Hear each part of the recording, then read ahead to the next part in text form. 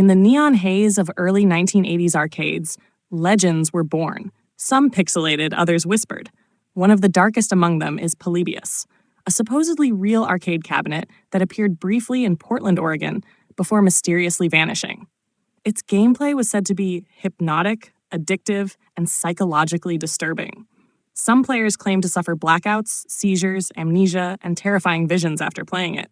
Others claimed the game was part of a government experiment, monitored by strange men in black suits. But here's the kicker.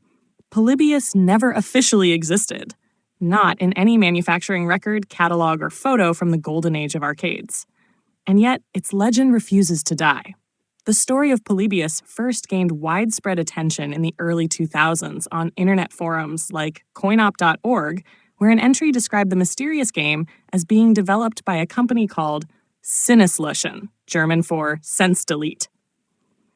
According to the post, the game featured intense geometric patterns, puzzles, and subliminal messages. It was said to be wildly popular for a short time, often surrounded by long lines of fascinated teens.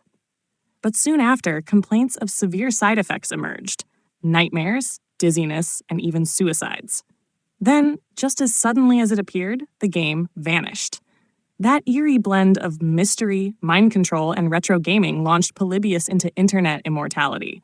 Some say it was a CIA or MK Ultra project meant to test behavior modification through visual stimulus. Others believe it was a psychological warfare prototype. A few argue it was a misremembered mashup of multiple real games, like Tempest or Berserk, known for their intense visuals and notorious health scares. One Berserk player actually died of a heart attack while playing. What makes Polybius enduring isn't just its content. It's the air of conspiracy that clings to it. The idea that arcade games, those symbols of youth and rebellion, could be used to manipulate the mind hits a nerve. The story preys on anxieties about government surveillance, the impact of violent media, and the fear of being controlled by unseen forces. Add in a lack of hard evidence and the grainy uncertainty of retro tech, and you have the perfect formula for viral Fakelore. Over the years, the legend has inspired everything from indie horror games to documentaries, short films, and ARGs, alternate reality games. Fake cabinets have even been built and displayed at expos to feed the myth. One such mock-up game includes rapid flashes, disorienting gameplay, and cryptic messages, just enough to blur the line between fiction and reality. Critics and skeptics insist that Polybius is simply a compelling hoax, crafted from nostalgia, paranoia, and collective memory glitches. Yet, part of what gives this myth so much traction is that it could be true. The early 80s arcade boom was largely undocumented. There were fly-by-night developers, bootleg machines, and shady distributors. Who's to say one bizarre prototype didn't exist briefly, its effects exaggerated by rumor and fear?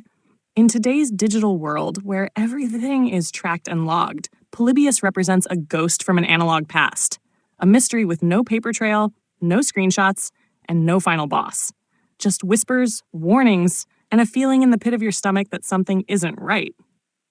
So next time you see a dusty arcade cabinet in the corner of a forgotten game store, squint at the screen. If it flickers in unnatural colors and hums low like it's thinking, maybe, just maybe, you found it. Just don't play too long. You might forget who you are.